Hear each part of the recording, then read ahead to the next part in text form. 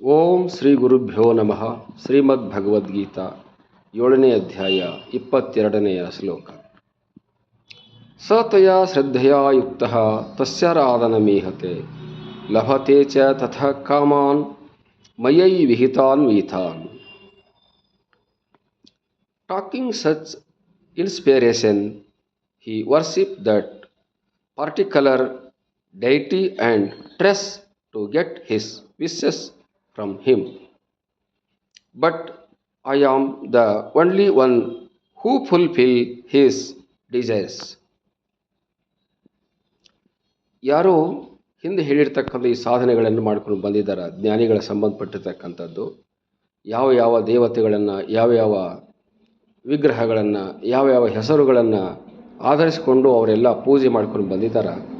ಅವರೆಲ್ಲ ಆ ಪ್ರೇರಣೆಗೆ ಕಾರಣೀಭೂತವಾಗಿರ್ತಕ್ಕಂಥದ್ದು ಆ ನಿರ್ದಿಷ್ಟವಾಗಿರ್ತಕ್ಕಂಥ ದೇವತೆಯನ್ನು ಅವರೆಲ್ಲ ಪೂಜಿಸಿ ಅದರಿಂದ ಅವರ ಇಷ್ಟಾರ್ಥಗಳನ್ನು ಪಡೆಯುವುದಕ್ಕೆ ಪ್ರಯತ್ನ ಮಾಡ್ತಾ ಇದ್ದಾರೆ. ಆ ಇಷ್ಟಾರ್ಥಗಳನ್ನೆಲ್ಲವನ್ನು ನಾನು ಅವರಿಗೆ ಕೊಡುತ್ತೇನೆ ಅಂತ ಅವರ ಕಲ್ಪನೆ ಇದೆ. ಆ ವಿಗ್ರಹಗಳು ಅವರಿಗೆ ಆ ರೂಪದಿಂದ ಕೊಡುತ್ತವೆ ಅಂತ ಕಲ್ಪನೆಗಳಿದೆ. ಆದರೆ ಅದೆಲ್ಲವುಗಳಿಗೆ ಅವರಿಗೆ ಕೊಡತಕ್ಕಂಥ ಶಕ್ತಿ, ಪ್ರೇರಣೆ, ಸಂಪನ್ನಗಳು ಎಲ್ಲವೂ ನನ್ನಿಂದಲೇ ಅಲ್ಲಿ ಅವ್ರಿಗೆ ಸೇರುತ್ತವೆ. ಅವರು ತಿಳ್ಕೊಳ್ತಾರೆ, ನಾನು ಈ ದೇವತೆಯಿಂದ ಪಡೆದುಕೊಂಡೆ, ಈ ದೇವತೆಯಿಂದ, ಈ ಆರಾಧನೆಯಿಂದ, ಈ ಮಂತ್ರದಿಂದ, ಈ ಪೂಜೆಯಿಂದ ನಾನು ಇದನ್ನು ಪಡೆದುಕೊಂಡೆ, ಈ ಪೂಜೆಯನ್ನು ಮಾಡಿದಾಗ ಇದು ನನಗೆ ಪ್ರಾಪ್ತವಾಯಿತು, ಈ ದೇವತೆಯನ್ನು ಪೂಜೆ ಮಾಡಿದಾಗ ನನಗೆ ಇದು ಪ್ರಾಪ್ತವಾಯಿತು. ಈ ರೀತಿ ಅವರು ತಿಳಿದುಕೊಂಡು ಅವರ ಕೆಲಸಗಳನ್ನು ಮಾಡ್ತಾ ಇರ್ತಾರೆ. ಅವರು ಯಾವ್ಯಾವ ದೇವತೆಗಳನ್ನು ಯಾವ್ಯಾವ ರೀತಿಯಲ್ಲಿ ಪೂಜಿಸಿದರೂ ಕೂಡ ಅದೆಲ್ಲವೂ ನನ್ನ ಪೂಜೆಯೇ ಆಗಿರುತ್ತದೆ. ಯಾವ ಹೆಸರಿನಿಂದ ಯಾವ ದೇವತೆಯನ್ನು ಪೂಜೆ ಮಾಡಿದರೂ ಕೂಡ ಅದು ನನ್ನ ಹೆಸರು ಆಗಿರುತ್ತೆ, ನನ್ನ ಪೂಜೆಯೇ ಆಗಿರುತ್ತೆ, ನನ್ನ ಆರಾಧನೆ ಆಗಿರುತ್ತೆ.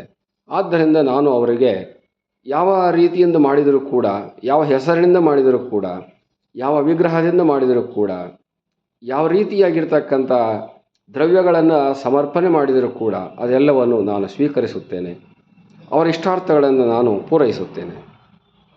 ಆದ್ದರಿಂದ ಅವರೆಲ್ಲರಿಗೂ ಕೂಡ ನಾನು ಪ್ರೇರಣಾತ್ಮಕವಾಗಿರ್ತಕ್ಕಂಥ ಚೈತನ್ಯವನ್ನು ನೀಡುತ್ತೇನೆ. ನೀವು ಹಾಗೆ ಮಾಡಬೇಕಿತ್ತು, ಹೀಗೆ ಮಾಡಬೇಕಿತ್ತು, ಹಾಗೆ ಮಾಡಿದಿರಿ, ಹೀಗೆ ಮಾಡಿದಿರಿ ಅನ್ನುವಂಥ ಯಾವುದೋ ನೆಗೆಟಿವ್ ಆಗಿರ್ತಕ್ಕಂಥ ವಿಷಯಗಳನ್ನು ಅವರಿಗೆ ತೋರಿಸದಲೇ ಅವರಿಗೆ ಸಹಜವಾಗಿರ್ತಕ್ಕಂಥ ಪಾಸಿಟಿವ್ ಆಗಿರ್ತಕ್ಕಂಥ ಪ್ರಾಪ್ತಿರೂಪವಾಗಿರ್ತಕ್ಕಂಥ ವಸ್ತು ದ್ರವ್ಯಗಳನ್ನು ಅವರಿಗೆ ನೀಡಿಕೊಡುತ್ತೇನೆ. ಕೆಲವರು ಹೆಣ್ಣು ದೇವತೆಗಳನ್ನು ಪೂಜಿಸಿ ಬಹಳ ನಾವು ವಿಶೇಷವಾಗಿರ್ತಕ್ಕಂಥ ಸಂಪನ್ನಗಳನ್ನು ಪಡೆದೀವಿ ಅಂತ ಹೇಳ್ತಾರೆ. ಇನ್ನು ಕೆಲವರು ಗಂಡು ದೇವತೆಗಳನ್ನು ಪೂಜಿಸಿ ವಿಶೇಷವಾಗಿರ್ತಕ್ಕಂಥ ಸಂಪನ್ನಗಳನ್ನು ಪಡೆದೀವಿ ಅಂತ ಹೇಳ್ತಾರೆ. ಇದೆಲ್ಲವುಗಳಿಗೆ ಆ ಹೆಣ್ಣು ದೇವತೆಯು ಕೂಡ ನಾನಾಗಿದ್ದೇನೆ, ಆ ಗಂಡು ದೇವತೆಯು ಕೂಡ ನಾನಾಗಿದ್ದೇನೆ. ಆ ಹೆಣ್ಣು ದೇವತೆಯ ರೂಪದಲ್ಲಿ ನೀಡಿದ್ದು ಕೂಡ ನಾನೇ, ಗಂಡು ದೇವತೆಯ ರೂಪದಲ್ಲಿ ನೀಡಿದ್ದೆಯೂ ಕೂಡ ನಾನೇ. ಮತ್ತು ಪುರುಷರಿಗೆ ನೀಡುವವನು ನಾನೇ, ಸ್ತ್ರೀಯರಿಗೆ ನೀಡುವವನು ನಾನೇ. ಎಲ್ಲರಿಗೂ ಯಾವ್ಯಾವ ರೀತಿಯಲ್ಲಿ ಅವರು ಆರಾಧನೆ ಮಾಡ್ತಾರೋ ಆ ಎಲ್ಲ ರೀತಿಯಿಂದ ಅವರಿಗೆ ಇಷ್ಟಾರ್ಥಗಳನ್ನು ಕೊಡುವುದಕ್ಕೆ ನಾನು ಏಕರೂಪಾತ್ಮಕವಾಗಿದ್ದೇನೆ. ಅವರು ಎಲ್ಲೇ ಪೂಜೆ ಮಾಡಿದರೂ ಕೂಡ ಅಲ್ಲಿಯೇ ನನ್ನ ಪೂಜೆ ಆಗಿರುತ್ತದೆ.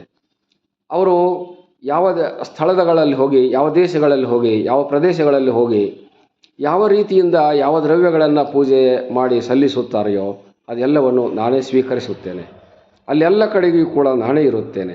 ನನ್ನನ್ನು ಬಿಟ್ಟು ಅವರಿಗೆ ಬೇರೆ ಯಾವುದನ್ನು ನೋಡೋದಕ್ಕೆ ಸಾಧ್ಯ ಇರೋದಿಲ್ಲ.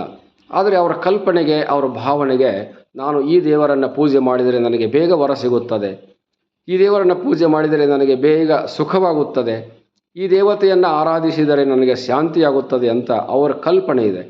ಆ ಕಲ್ಪನೆಗೆ ಅನುಗುಣವಾಗಿ ಅವರಿಗೆ ಆ ದೇವತೆಗಳನ್ನು ನೇಮಕ ಮಾಡಿರುವಂಥದ್ದು.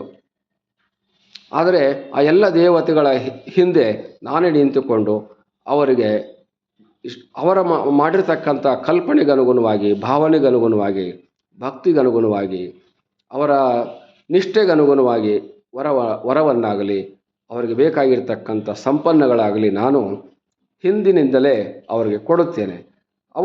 ಅವರು ಮಾತ್ರ ನಾವು ಇದ ದೇವತೆಯಿಂದ ನಾವು ಇದನ್ನು ಪಡೆದುಕೊಂಡೆವು ಅನ್ನುವಂಥ ಕಲ್ಪನೆಯಲ್ಲಿ ಅವರು ಇರ್ತಾರೆ.